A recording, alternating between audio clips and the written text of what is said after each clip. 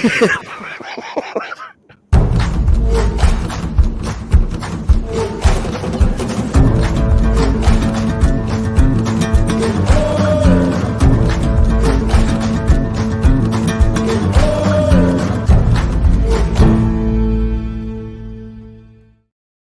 you have it.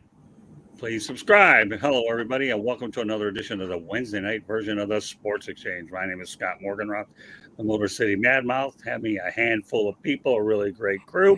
Let me go ahead and bring them up. Candy Ebling, welcome back. Thanks, Scott. Great to be here.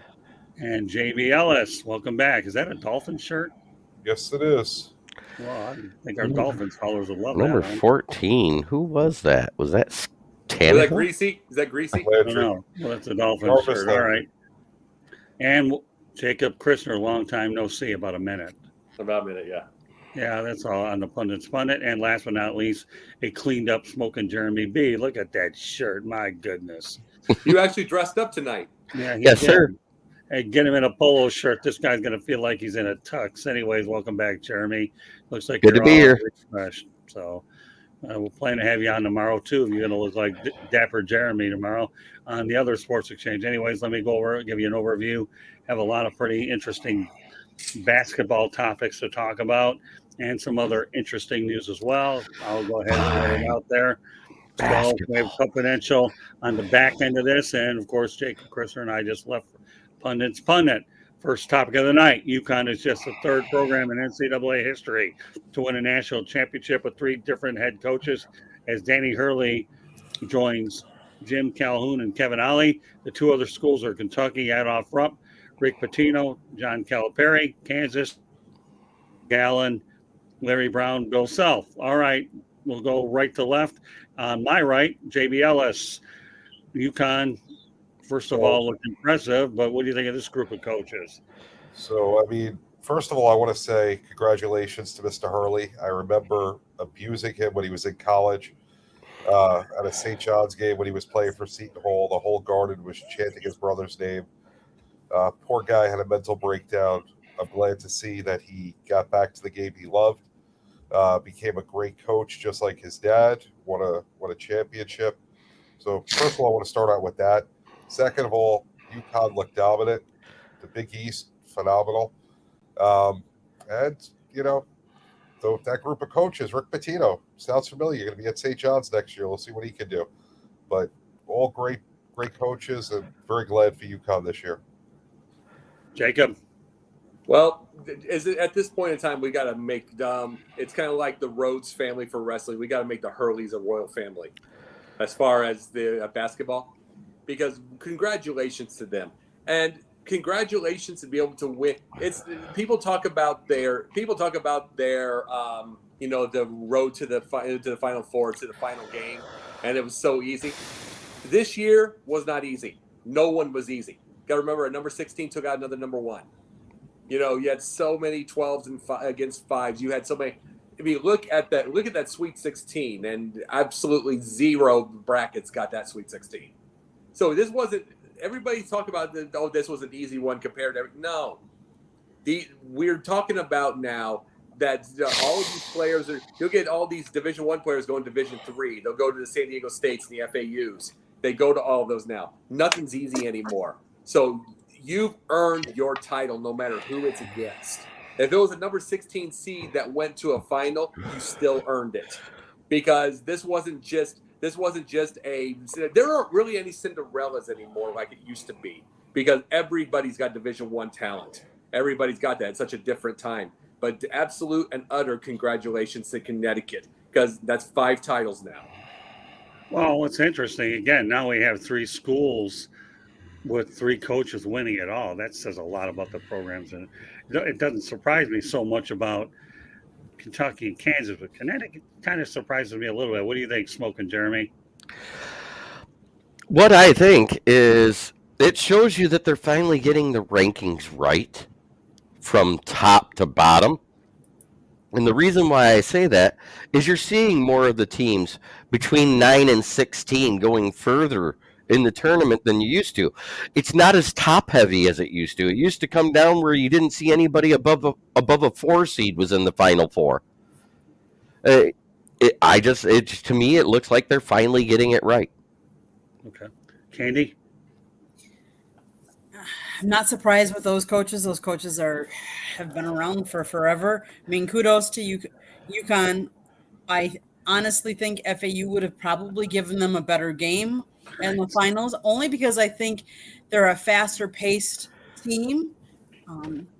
But kudos to all of them. I mean, the fact that there was 3 first timers in the, Final Four, that was great. It was good basketball. It was good to watch, fun to watch. The last game was a little too one-sided, let's put it that way. But kudos to those coaches, because those are, classic coaches. Well, I mean, dustymay did a remarkable job at Florida Atlantic. What this kind of reminds me a little bit of was the national championship in football, where TCU beat Michigan, and then all of a sudden, for the national championship game, it was a rout. And I felt some similarities between here. You had some good semifinal games, and all of a sudden, when it came down to the big game, what do you think happened? So, that it is what it is. But yeah, congratulations to U-Conn. They did a remarkable job. And now I believe they've won all their titles, I believe, in the state of Texas, right? I believe So. 4 in Houston, and I believe 1 in Dallas. So Yeah. evidently U-Conn owns part of Texas, even though the state's about 1/100th of the size when you think about the geographic. Hey, no. Think about this. It's that no state tax that really gets them compared Yeah, to right. I know. I remember that. That's funny. You talk about no state tax on pundit spending. I'm glad you went out there and brought that up. That was a good topic. All right, next topic. At last check, and I know you're gonna feel at home. And there's a 2-part one here. Tom Thibodeau had tied Mike D'Antoni for 120 wins for the 6th winningest coach in Knicks history. A couple of days later, guess what? Tom Thibodeau notched 122. Then any of the he has 122 than any of the previous 12 coaches, most since Jeff Van Gundy. Well, you know what?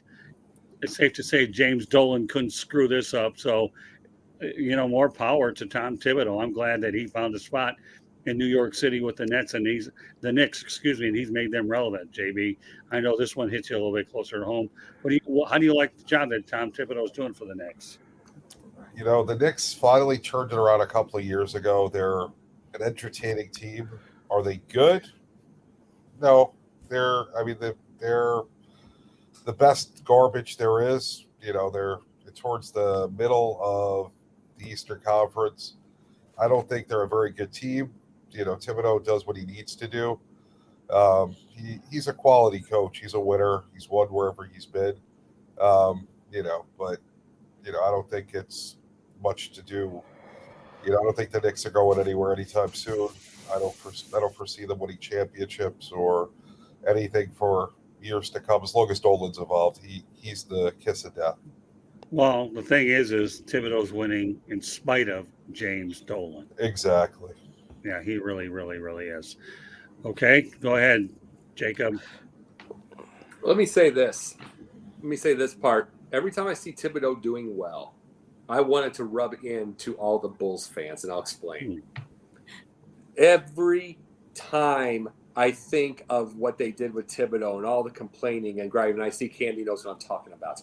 And every time they complain and gripe and groan about Thibodeau and with all those 50 and 60 wins and all the playoff wins and all the everything, and they threw a fit and they wanted him gone. What do? You get Hoiberg and Boylan, the 2 absolute worst coaches you could get in your life. And Boylan once called a timeout on a fast break.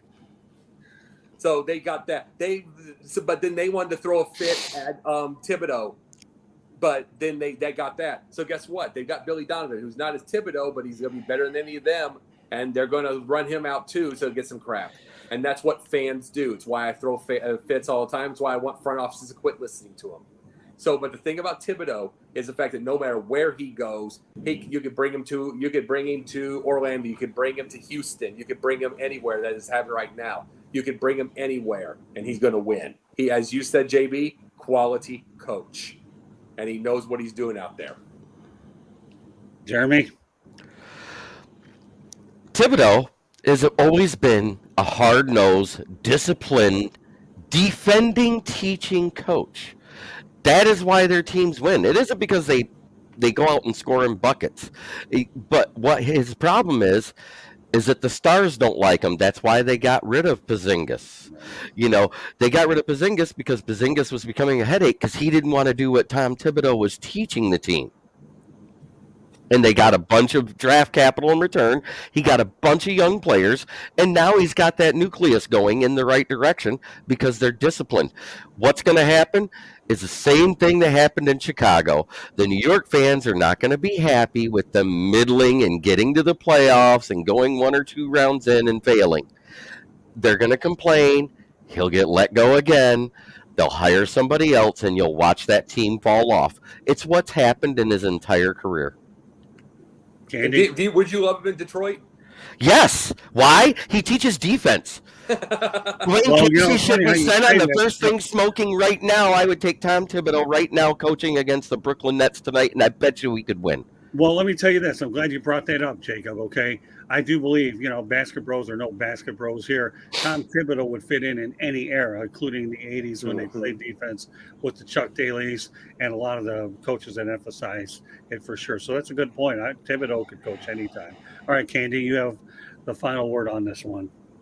His record overall over the 10 years is 476 wins to 355 losses. He, in Chicago, didn't have a season that was under winning percentage of 0.55. He started out really hot in Chicago, and he started climbing back up. He had an off year back in 2013, and then he started climbing back up, but they got him out of there. Minnesota couldn't do anything with him, but Minnesota can't do anything, period. And now the Knicks, they're up and down. You got to support your coach. You got to have, players on the team. The Eastern Conference is a tough conference right now, especially. So they've got a lot of players and a lot of teams that are doing well. But 5th isn't bad. 5th, but Tom Thibodeau, like everybody said, he's a defensive coach. Some players like to play for him and some players don't. And I think you have more in the NBA of the personality clashes and runs people out more so in the NBA than you do in a lot of the other team sports. Hey, Keegan Eckert, I'll make a deal with you. Subscribe to the South Florida YouTube channel. I'll put you on this show on Wednesday night with the crew because of all shows for you to really tune in on, you're going to like this next topic. So Keegan Eckert, you hear from me. Subscribe to our YouTube channel. We'll bring you on a Wednesday night with this group here. Okay, how's that sound? It's one of my guys. Oh, there you go. Like I said, all the more reason. Come on, subscribe, Keegan Eckert, because now the next topic is going to really right up your neck of the woods. Front Office Sports says WWE and UFC merging for $21 billion. Vince McMahon bought WWE in 1981 for $1 million. The full enterprise value of WWE following the Endeavor's acquisition is $9.3 billion. So with that said, okay, JB Ellis, is that a pretty good return on investment? Listen, owning a league, owning a team, it's like printing money. I don't understand it. I can't imagine how the value is so much, but hey, more power to the people that can do it. I wish I was one of them. I wish I could have, bought the Knicks back when I was like 2 years old. I mean, I'd be a billionaire right now. But, billionaire. At 2 years old, I didn't have that kind of money. Keegan Eckert just did. All right. Well, you know what? I'll be away next Wednesday, but Candy will be taking over. We'll plan on bringing him on 2 weeks from tonight, Keegan. So get ready to go, my friend. I can forward him the link. Yeah, that's fine. We'll be on next Wednesday. I'll be out of town, but the week after that, Keegan, we're looking forward to having you on. And I always say, give me a fresh voice, and we're going to bring you on. Thank you, buddy. All right. So, hey, all right. So, JB, that's as we just talked about moments ago. Did you ever foresee a merger like this between UFC and WWE? That's my question to you, JB.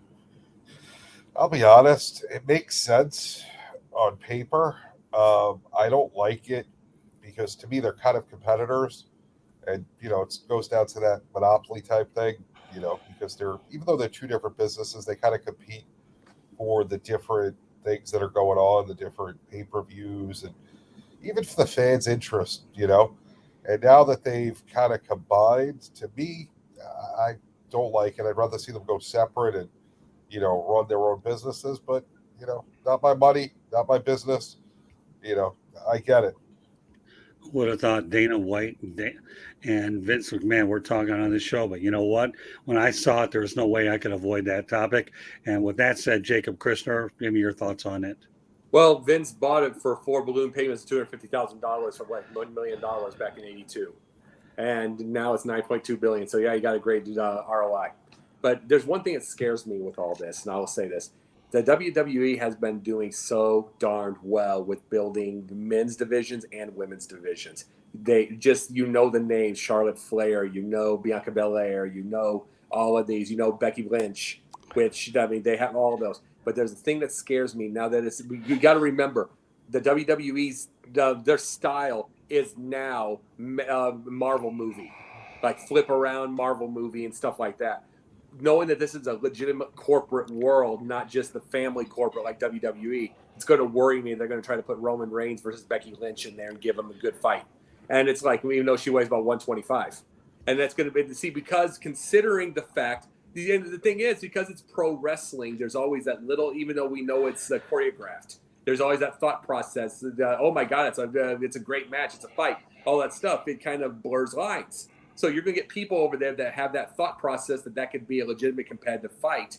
But if you promote it as such, and because Impact Wrestling already tried doing the same thing, and it's like, it's not fair to try to put that onto the thing right now, because you wouldn't do it with the UFC, trying to put a woman versus a man, not with the size differentials. So that's one of the things that scares me now that it's owned corporate. Very, very interesting. So with that said, Candy, why don't you give everybody a little bit of a mini break and let them know how they can find us? So if you see that red subscribe button in the lower right corner, please hit it. Like us, share us with all your friends. If you want to comment and if you want to come on one of these broadcasts, give us some ideas. Send us some topic ideas to southfloridatribune@gmail.com. If you want to advertise or sponsor a show, call us at 954-304-4941. We're live on Facebook, LinkedIn, Twitter, and YouTube. And if you like the audio version, you can listen to us on iHeartRadio, Google, Apple, or wherever you get your podcasts. Or you take the Keegan Eckerd route, okay, and you watch us, and then we tell you you're going to come on Wednesday night or whatever show, and then that's another way to get yourself on here. And I like to bring in new, fresh people. So while Mr. Ballreich decided to go out there and probably get his Mountain Dew or wherever he's at, he's trying to get it for you. Yeah, I know he is. Yeah, he's going to send it through the computer. We'll let Candy take a stab at it and give him the last word. WWE booked last year revenue of $1.3 billion. It surpassed 16 billion social video views in the final quarter of last year. They have 94 million YouTube subscribers and more than 20 million followers on TikTok. They're huge. I mean, it'll be interesting to see because they're actually the new company is they're going to trade on the New York Stock Exchange under the TKO ticker symbol. It's going to be interesting, all the media that they do provide and what kind of contracts they upheld when they sell to who wants the rights to keep holding us on TV. Or are they going to, are they going to build their own? You never know. Jeremy, go ahead. Your turn. Dana White made a brilliant move in the long run. As much money as that thing, it's been a cash cow for years. That's why the McMahon family has been able to do what they do. And he had to get rid of it soon anyways because there's way too much crap coming out. Well, all I say is keep Vince McMahon out of the XFL. Everybody will be happy because he's already bombed there twice. So. All right, well, I've got a topic here that nobody in their right mind would come up with, but that's why I'm never in my right mind anyways. All right, who accused you of that? Huh? Who accused you of being in the right mind? Well, maybe he was once upon a time. There was Were you right, Candy? Thank you, Jacob. Yeah, every so often there comes a topic that, even us insane individuals come up with, but this one was too good to not put on this broadcast.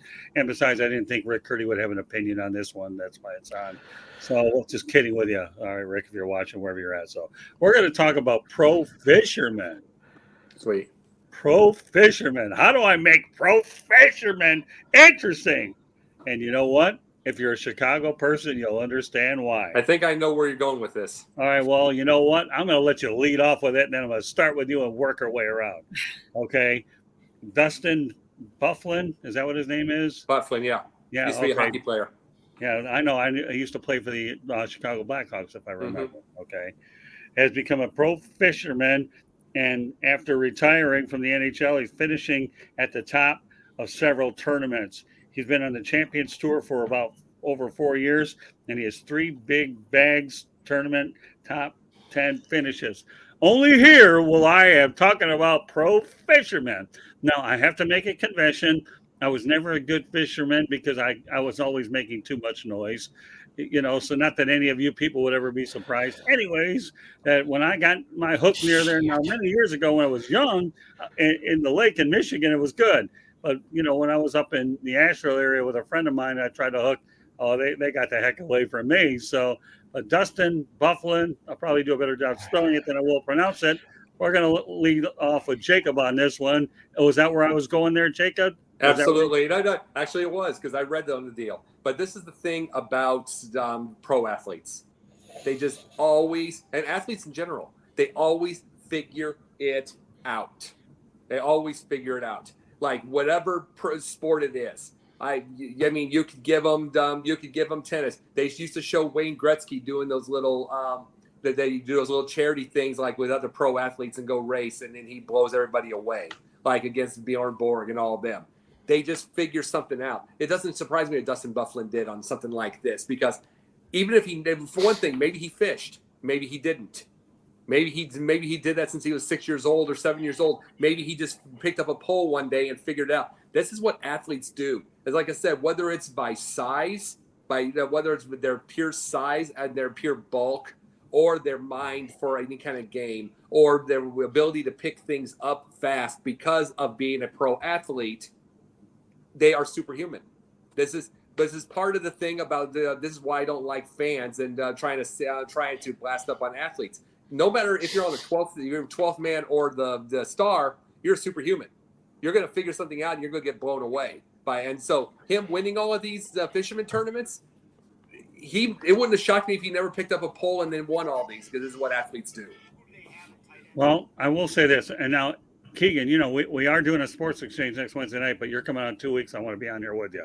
Candy will be running the show, and she'll be on Pundits Fun at next Wednesday doing the doubleheader while I'm out in Tampa, unless I can figure some things out. So be ready to go, Keegan, and I'll make sure you have plenty to talk about. All right, with that said, Mr. Smoking Jeremy B., give me your thoughts about pro fisherman Dustinbyfuglien as a whole. I know as much about pro fishing as I do pro bowling. Okay. Which is not at all. But I will say there is a pro fisherman on the Detroit Lions. His name is Frank Ragnow. He has his own show called Grizzly Man Outdoors on YouTube. That's about all I got for you. Well, another thing there, I should say, not only Frank Ragnow, wasn't Joethomas on a boat when he got drafted there for the NFL draft fishing? Yep. Well, good. Yep. Now you know 2 things. Quit while you're ahead, Jeremy. I'm sure you're parting shot. I'm done. But that's okay. Hey, listen, you've come a long way learning other stuff, but I never expected you to take the fisherman's shot here. Okay, JB, obviously I'd be familiar with old Dustin. So, I mean, Scott, you do realize baseball's in its first week. The NBA's got like 3 games left. The NHL's got like 3 games left before we get to the playoffs. And we're talking fishing. Absolutely. Fishing. Yeah. Yeah. Can I we know talk exactly pickleball next week? Can we get a pickleball topic? Absolutely. I'll do it. No. Candy's the one who's going to be doing it. I know what baseball is, but right now. Pickleball's fun. I like pickleball. Let me give you a lesson, JB Ellis, that I learned many, many years ago, okay? And I'm doing that in front of a national audience here, okay? You still have parting shots if you want to talk about baseball. So you remember that's wide open, not limited to anything. And number 2, my mentor, Andy Lascano, always said to be different. And he made it all the way to the number 2 market in the TV business. So when I preach the gospel about Andy Lascano being different, I'm definitely taking it to a new level with Dustin. And all I'm going to say to Jacob's comment, you know what? I challenge Dustin any day of the year, and I've been fishing 3 times. I will be the champion. You want to know why? Because I am superhuman. I don't lose. Sideline Sports is number 1. The South Florida Tribune's number 1. we are super. 1 and 1A. It's 1 and 1A. There you go. So forget this, Dustin, whatever his name is. We're talking real sports. Fishing is relaxing. It's not a sport. This is JB's way of saying I don't know crap about fishing. That's okay. Well, but Listen, you know what, JB? As my mom always said, keep an open mind. Listen, to me, fishing's not a sport. It's a way to relax. Good. You know? Well, then So you know there's nothing that wrong much, with it. then you know that much about it, and I'm counting on a parting shot from you to talk about baseball. How does that way? Hey. That way we don't miss anything. Okay. With that said, Hey, Jeremy, you look like Scott's younger brother with that shirt on. Thanks. Appreciate it. yeah, that's okay, JB. I always love Younger, your better candor. looking brother. Get it I right. always love your candor, JB, and at least to tell it straight. But tonight, you know, I had fish for dinner, and I didn't mind talking about pro fishermen as well. So I had salmon last night for dinner, but well, there that you doesn't go. mean I Okay, want to so talk about fishing fishing. predominantly. Okay, I said my piece about fishing. I could give a line about fishing, but it's not about fishing, and you won't like it, Hey, the only way you know about fishing is you said the word line. right? All right, Candy, you want the last word on this one before we go to parting shots? Because I know JB has a baseball parting shot now that he has it. Of course, always. Okay, good. Okay. I know less about fishing than I do about pro bowling, Jeremy. My extent of fishing would be going to the store and grabbing up some fish that way and, you know, cooking it up. Like Scott said, I cooked it up tonight for both of us. So who knows though? I mean, normally if you're a sports person, you're a sports person and you're competitive. If you have that competitive gene in you, you're going to, you know, go all out in whatever you decide you're going to enter any contest, whether it be a hot dog eating contest or baseball or hockey or fishing. A competitor is always a competitor. And that's Right. the one thing I can say in my family. I grew up with we're all competitors. Well, I mean, think about it. All these athletes that are investing into pickleball. Now you got one playing, doing the pro fisherman. Hey, got to give these people credit. Like you say, JB, the competitive side will never leave. Well, with that said, Hey, Candy, real quickly, did he look at your little fish that you guys were cooking tonight or whatever and say, I know what we could talk about? No, he actually had the all of them out on a sheet before I even told him what I was cooking for dinner. Oh, Yeah. okay. Okay. All right. Well, you know what? You know, while we have the time, okay, we'll talk about our sports town of the week. And I really like this one. Seattle on a scale of 1 to 10. Well, we'll talk about the Supersonics. I hope they come back. And of course, you know, the Mariners finally broke a playoff drought.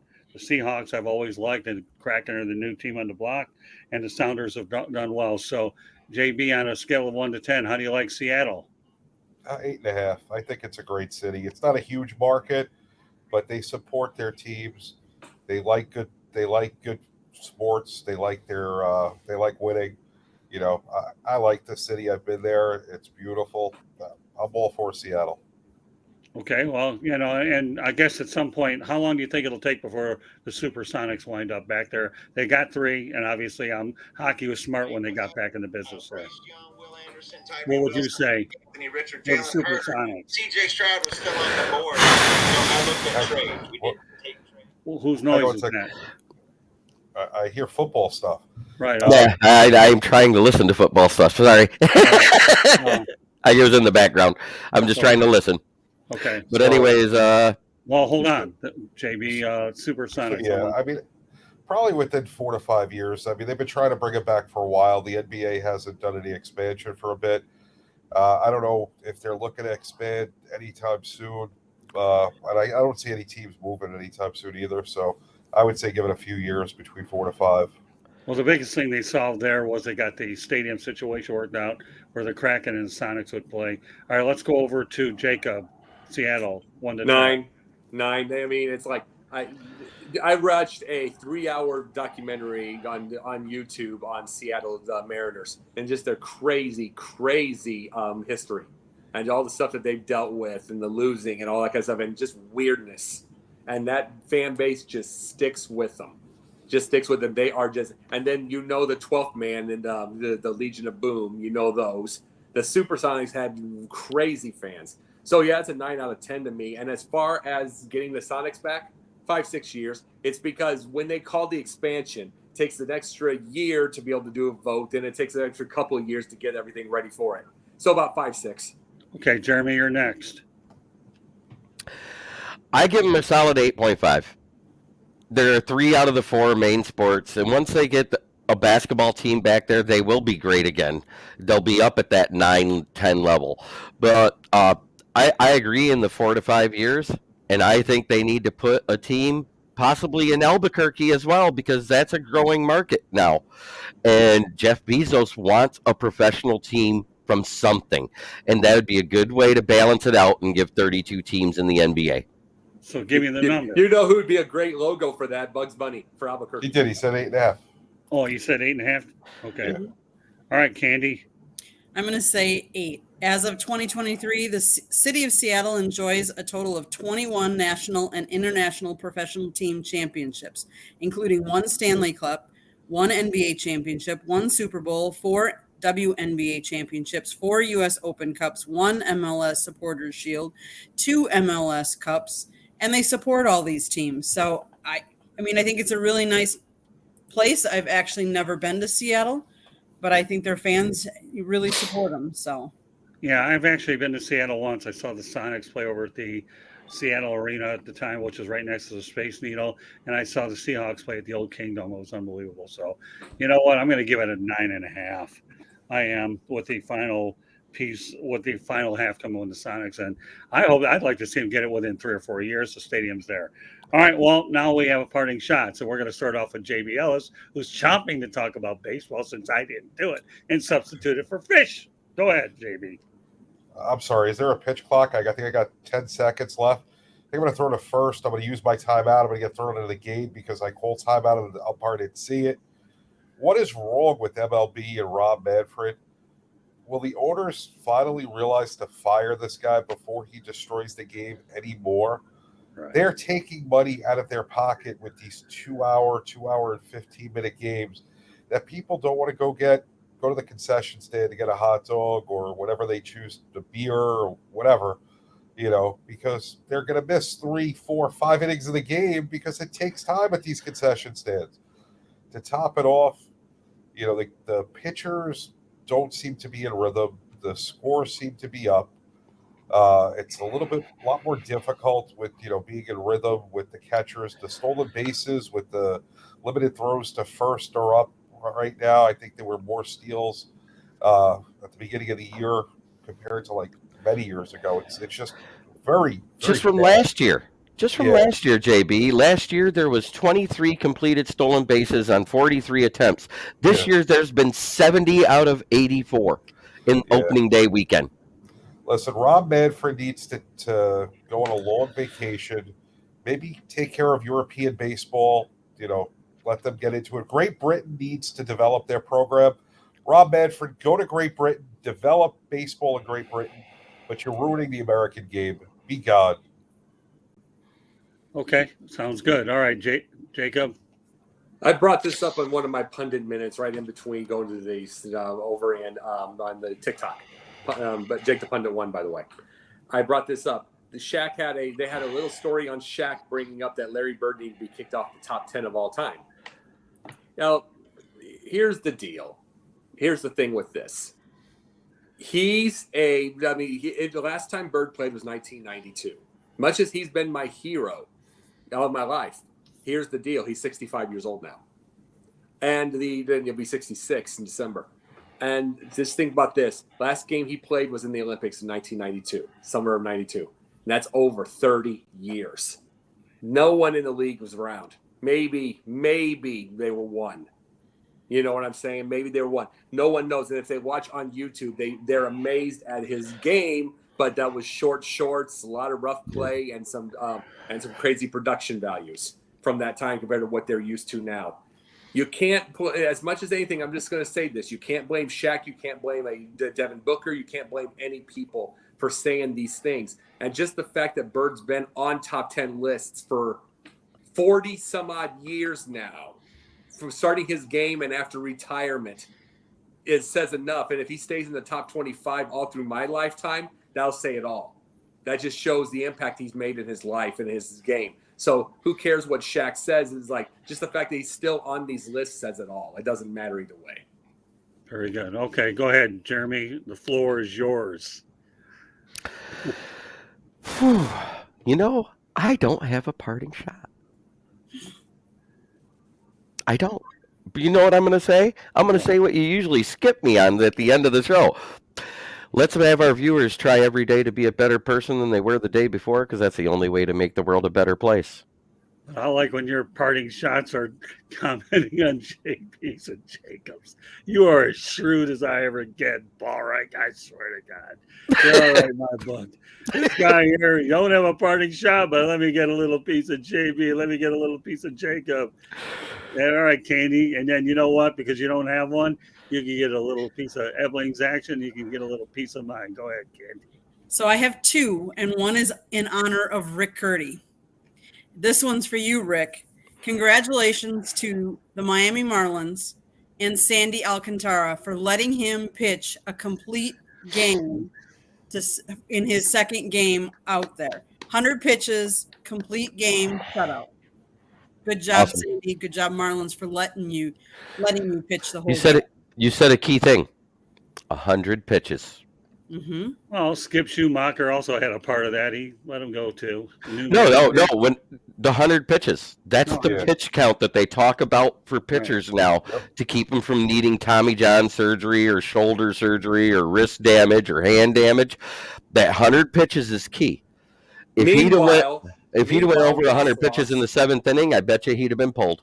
Well, let me tell you one thing. I've seen Ross lost and pulls 84 pitches from Jeremy Steele.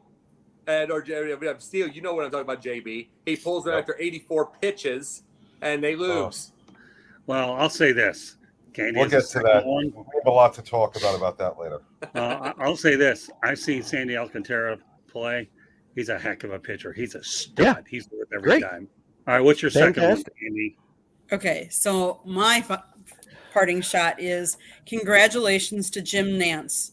You just completed your 32nd Final Four, your last one. You're retiring from calling the Final Four.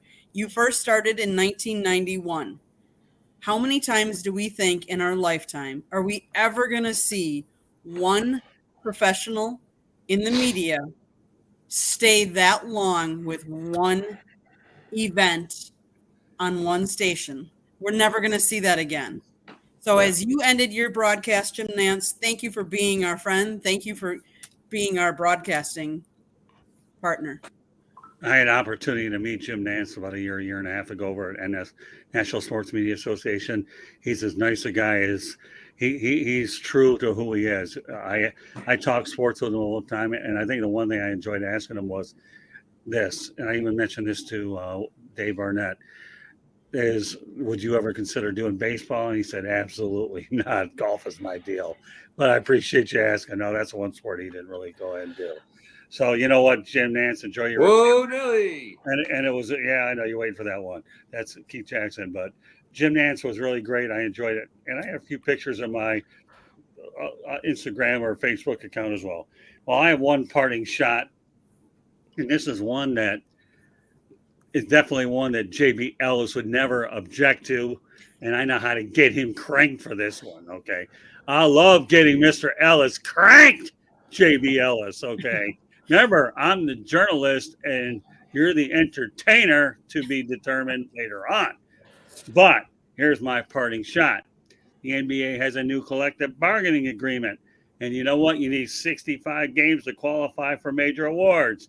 That number should have been 60, not 65. But if you want patty cake baker's man, you got him in Adam Silver. If you want 60, bring back David Stern. So is that one a little bit more timely for your sake there, Mr. Ellis? 60 versus 65? If it were up to me, I'd give him 55 because of load management. No, they have to play 65 games to get. That's what I said, yeah. Yeah, you're saying you want it to I'm saying 60. That they should have to play 60, not 65. So why would you want it to play less? Or no, I meant it the other way around. They should play 70. There we go. Okay. A little misstep there. I was a little confused, but I agree with you. They should have to play every game that they're not legitimately hurt, or the coach, matches no, because they're thanks- not the starter. Yeah, thanks for correcting me. No, Okay. I think they should have played 70-75. Thanks for the correction there. I like Because in my 70. opinion, if The 12 games, I understand having to rest when you just done like a 5-day straight road trip and you just come home and your stars might need a rest, but you don't rest all of them. You rest 1 or 2 here and then 1 or 2 there. I think 70 games is almost perfect because that gives them that 1-day rest after a big road trip. Well, I'm just going to say this again, okay, and I'll reiterate what JB said. They should at least go ahead and play 70. I would say 75, but give them 70 because let me tell you, guys like AJ Green and all these guys that like to be with their durable stuff there, they're the ones that made the game, not all these load managements that are ruining the game. Denzel Snipes, you're damn right. Pardon me? He said, I don't want to hear no talk. Well, he would have won the MVP if not for nope. Play your games. You're absolutely right. Yeah, no, I'm with you. Load management to me is disgusting. So yes, JB, thanks for correcting me on that. I'm human, but I will say 70 games out of 82, 75 I'd prefer, but there's no way you'll get that out of anybody these days. No. I think the only way you can reduce the stolen bases now with that pitch clock, going back to JB's little rant there, is to increase it to 45 seconds. That extra 15 seconds can be that look over to first base to look a guy back. Well, I like it because it got the game time down. That's one thing I do like. I mean, those bad games for the Tigers, the first 3 games, every game was done in 2.5 hours. yeah, I know. Hallelujah, they couldn't hit worth a damn. Well, they were outscored 21-3 in that, but we don't want to get into that because we have 2 guys that need to get the confidential. I know. I just wanted to point that out, though. But if it was a 45-second clock, that extra 15 seconds is looking that guy back on first base because 90% of those steals has been second base. All right, let me go to the chat Jeremy, room. next time you don't have a parting shot, bring a shot of anything like whiskey or something and just drink it and say that's your parting shot. All right, let me go to the chat room before we let these guys go. Okay, first of all, thanks, Troy Gary. We appreciate your kind words. Players are getting soft, no doubt about it. And yes, Keegan Eckert, you've been on target all night. Might as well put it up there so I can even read it. Oh, Isn't LeBron the definition of load management? don't even talk about LeBron, who had a season-ending injury, who came back to play because his team all of a sudden is back in the playoff hunt. We won't even talk about LeBron. We're just gonna make him the NBA superstar that we never talk about because he's a waste of breath. Okay, LeBron James. good. We won't waste any more breath. All right, with that said, JB, let everybody know how they can get a hold of you. JB_ the program, at Sideline Sports 1 on Twitter. Make sure you're following us. Subscribe. Confidential at 10 o'clock. Make sure you're there. Jacob Christner at SidelineSportsNet.com now. I am also Sunday nights, the Basket Bros, Monday nights, the Pundit Views, Tuesday nights off, Wednesday nights, these 3 shows. Confidential coming up next. Thursdays, Yin and Yang here and there. Fridays, Gauntlet here and there. I should be on Friday, it looks like it. And then keep going from there. All right, and I know JB Ellis and I will have some projects in the works in May, right, JB? And of course, I'm already. What's that? Sounds like a plan to me. Yeah, and Jacob and I are working Basket Bros as well as Pundits. So I know y'all have to get over to Confidential. Good stuff for you tonight. We'll do it again next Wednesday night, although Candy will be taking my place on Wednesday night for both Pundit, and she'll be taking my place for Sports Exchange while I have some business to take care of in Tampa unless everything doesn't go through. So Candy will be sitting in for me next Wednesday night for that double. Sounds good. So meanwhile, good luck. Wait till you get into my topics. Ha ha ha. Just kidding. Oh, JB can't wait. Let me tell you, we'll see a different there. And Don't forget to check those 2 guys out on Sideline Sports. There you go. We enjoy the partnership with Sideline Sports. We expect to continue to get better and better with every. And we'll talk about fishing there too. Well, hey, God help us all. You never know. I'm on to something with pro fishing, even though JB Ellis had a problem with it. At least he got his baseball topic in, so we didn't go baseball less. There we go. All right, well, go get him on Confidential. Jeremy will stick around for another minute. With Candy and I, we'll close it out. Good night, guys. All right, now there are 3 of us. So, any closing thoughts here, Mr. Ballrock? Well, I kind of already said it. But that being said, I've had a lot of fun. Denzel, Keegan, Troy, Gary, all you guys have been great. But, yeah, you're right. Beam me up, Scotty. There's no intelligent NBA players anymore. Well, that falls into GMTA, great minds think alike. So, Candy, go ahead and give the information one more time how everybody can find us, and I'll be back at it tomorrow night on another edition of the Sports Exchange. Go ahead, Candy, take it Jeremy, on. did you really tell us how they can get a hold of you? No, nobody asked me to. So, but let me tell you, you can find me on the SouthFloridaTribune.com under the Motor City Tribune heading, where you can find the list of authors like Scott, George, and myself. Wow, holy crap, I'm an author. Then you can find me on Kneecap Biting with Smoking Jeremy B, where my shows are Wednesdays and Fridays during the off season, and they are Mondays, Wednesdays, Fridays, Saturdays during the regular season of the NFL, where I talk about NFL news and anything Detroit Lions. You can also find me on any one of Scott's shows at the South Florida Tribune YouTube channel. It could be Fire Up Michigan, Fire Up Wisconsin. It could be just Fire Up. It could be Sports Exchange, Inside the Pigskin. Who knows? Because he'll just call me in. That's true. Hey, you know what, Keegan Eckert, thanks for the kind words, and I'm looking forward to working you in a couple of weeks. So get ready to roll and make sure you have some energy, and you better know how to laugh, because I guarantee you, the only thing we won't talk about when you're on there, Keegan, will be fishing, because we got it out of the way. But with that, hallelujah. It is what it is. We aim to be different. Keep it real. All right, Candy, take us home. So if you liked this episode, come to the South Florida Tribune YouTube channel and like all of our shows. Subscribe, like, share, tell all your friends about us. Come to our website, www.southfloridatribune.com. If you'd like to be on one of our shows, send us some topic ideas at southfloridatribune@gmail.com. If you want to sponsor a show or advertise, call Scott 954-304-4941. The audio version of our show can be heard on iHeartRadio, Apple, Spotify, Google, or wherever you get your podcast. We broadcast typically Mondays, Tuesdays, Wednesdays, Thursdays, sometimes even Saturday.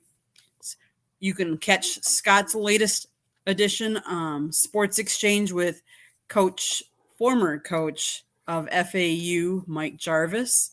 He did a one-on-one interview. He also had former ESPN sports broadcaster, help me with the name? Dave Barnett. If you want an all-female show, you can head over to 3 Chicks in a Pod or Chicks in Salsa Tuesday nights at 7:30, and you can normally catch me unless I'm taking the night off. Otherwise, I'm here whenever Scott needs me. He always needs you. There you go. That's well, Candy does an unbelievable job with the website. She puts the shows up, and you know what? Eternally grateful that she is. Thanks for correcting my title. Let me catch that, Jeremy. Go ahead. I told her thanks for correcting my title. It was the only typo I had in the whole article. Right. I sit there and looked. I go, damn it! You wear all I can say, Jeremy. You wear it well, and make sure you tell your friend Will Rock that he'll be on one of these before long. Okay.